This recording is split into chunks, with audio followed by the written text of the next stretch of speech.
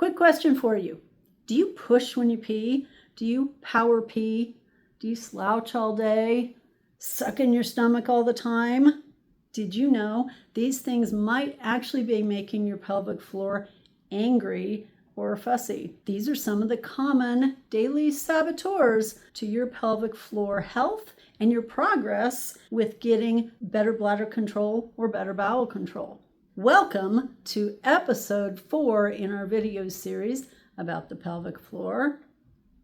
Everyday habits that may be sabotaging your progress with your pelvic health. Let's talk about 4 of the most common ones. The first one, slouching posture, or what I call sacral sitting. So when you are slouching, or when you're sitting basically on your sacrum or on your tailbone, what that does is that directs a lot of pressure downward toward, guess where? Pelvic floor. Another problem with sacral sitting is you've got a lot of direct pressure on your sacrum and your tailbone. So if you have tailbone pain, that might actually be making it worse. Habit number 2, breath holding. This is a big one. Holding your breath. Are you a breath holder? Do you hold your breath when you lift? Do you hold your breath when you exercise? Do you hold your breath when you try to do a Kegel? Do you hold your breath when you change positions, getting out of bed, standing up from a chair? That might actually be a habit that is making your incontinence worse, making your pain worse, or keeping you from getting that progress you think you should be having. Third one, it's not just the ladies who are guilty of this. Guys, you too. Do you suck your stomach in all day? Suck it in. Suck in the gut. Make myself taller, make myself thinner. Well, guess what? That is a huge habit that really impacts the pelvic floor negatively. When you hold your stomach really tight, that prevents the rest of your core from moving properly. It prevents you from breathing properly. And believe it or not, how you breathe does directly affect how your pelvic floor works. So sucking in the abdomen actually is quite counterproductive to what you want to accomplish. And finally, the 4th one, pushing to pee or to poop. Guys who have prostate problems, have you been doing power peeing? You really can't get that urine out.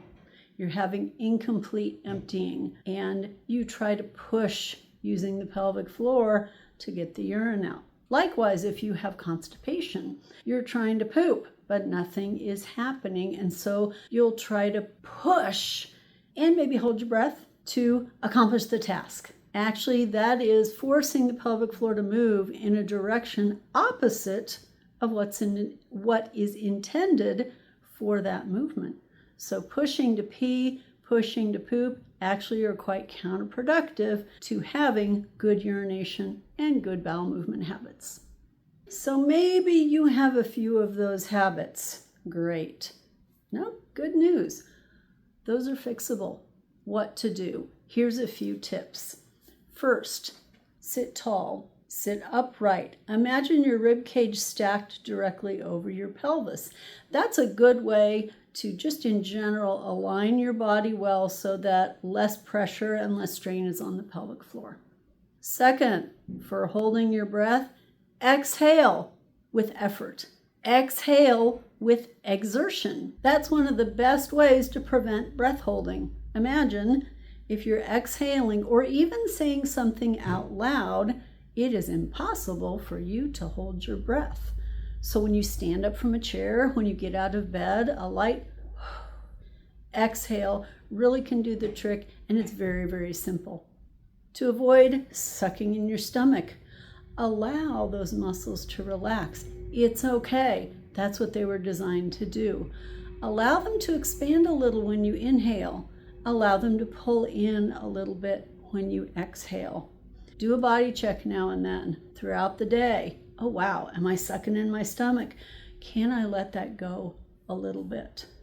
That's a tough one, but it is possible to retrain that. And finally, something as simple as a footstool or even a squatty potty can put your pelvis in a better alignment and actually make it easier to have bowel movements.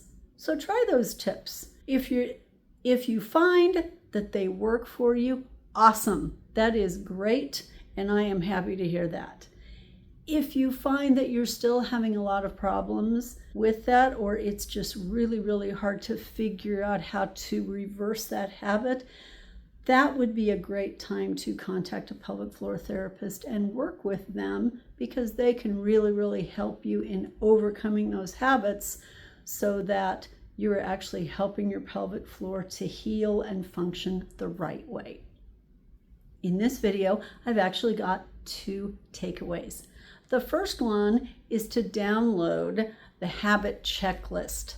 That is in the comments below, and that's a simple PDF that you can download and fill out to see how many of those habits you actually are doing every day. The second is to choose one of those habits, just one, to change this week. You won't do it perfectly, that's okay. Just start with making yourself more aware of it so that you can begin to make changes. Bonus, tell someone in your life about it. It actually helps normalize it, and it might keep you a little bit more accountable.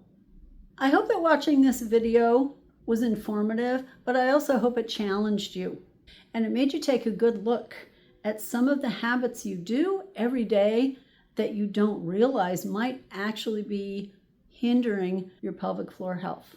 Like I say, the first step in fixing a problem is becoming aware of it in the first place. So here's to your pelvic health.